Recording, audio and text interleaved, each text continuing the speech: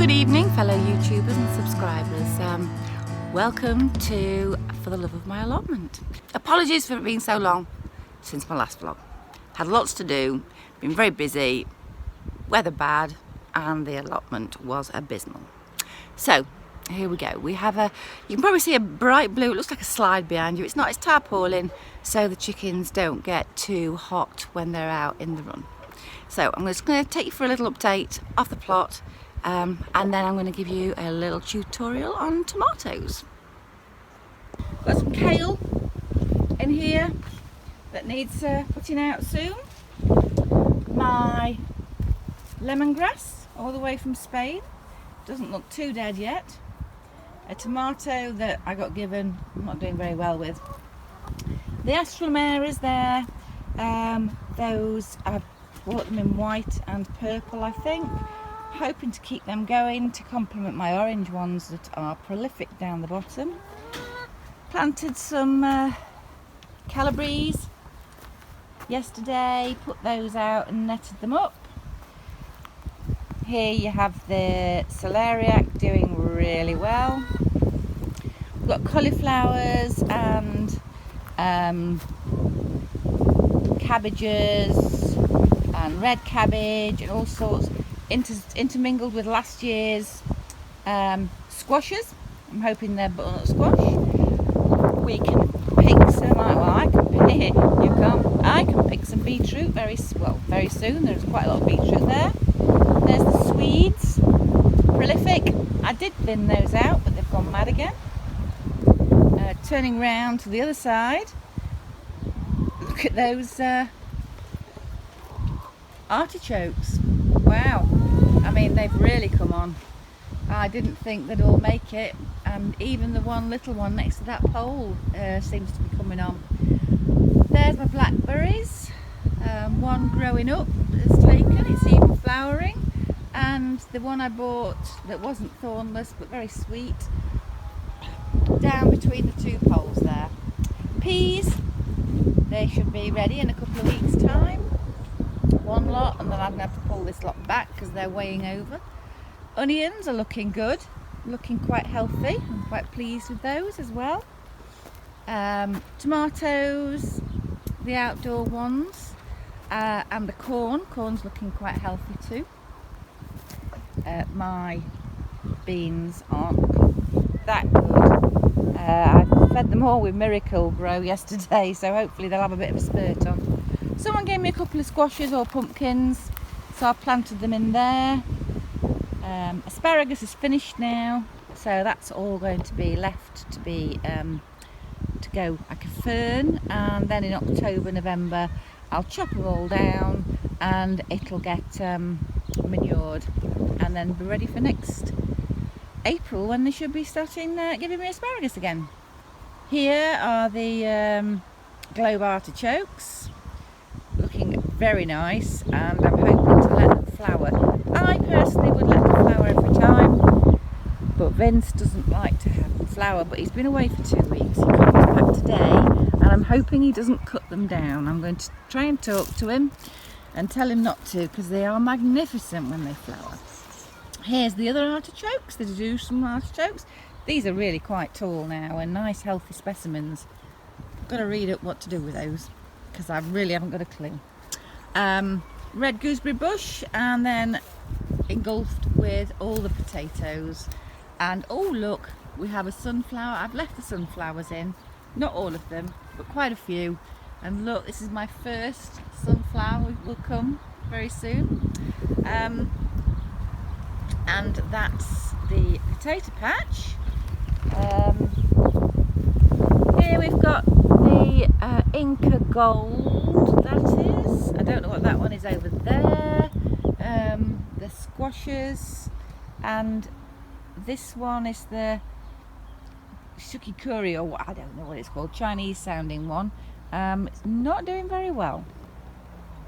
The flower area is looking lovely. There's a lot of, I put the sunflowers in there, and that's very nice. I pulled them out of the potato patch, quite a few, and replanted them. I didn't think they'd take. We've got some glads coming at the front. Penny gave me some sweet peas. I've planted them around this obelisk. I'm hoping they'll revive a little bit. And those are the daisy type flowers. They're all coming out now. I've forgotten what you call them. Some of them are sort of shaggy ones and some of them are really nice daisy like ones. These are my astralmeras. This is what I mean, you know, to have these cut. I've been cutting them all summer, and to have these cut with some purples and some whites will be magnificent, but I never seem to be able to get another colour to actually grow. So that, there's a couple of lilies growing there, and then dahlias in the back, so that's quite a pretty area, I think, and I hope you agree.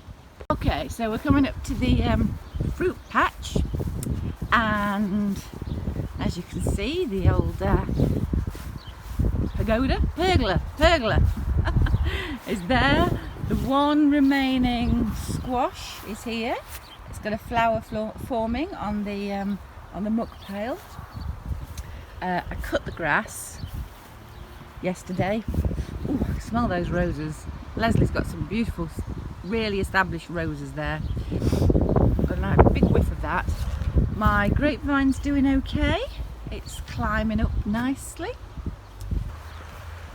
The apples, I was hoping the rust areas, the Pixie Rosso, these areas, I thought they might disappear the bigger the apples get, but I don't think so.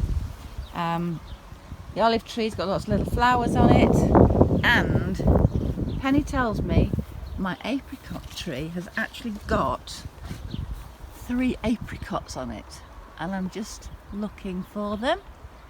They are quite hard to spot. Oh, there's one.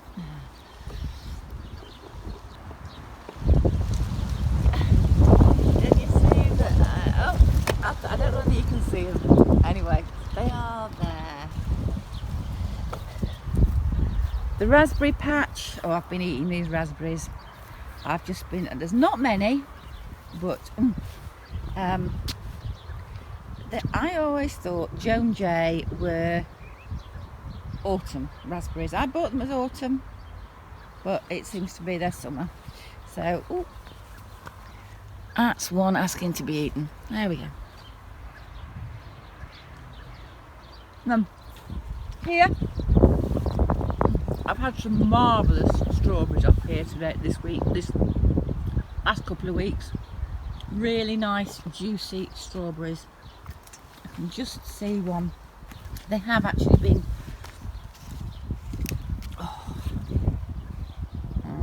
let's go in, eating that.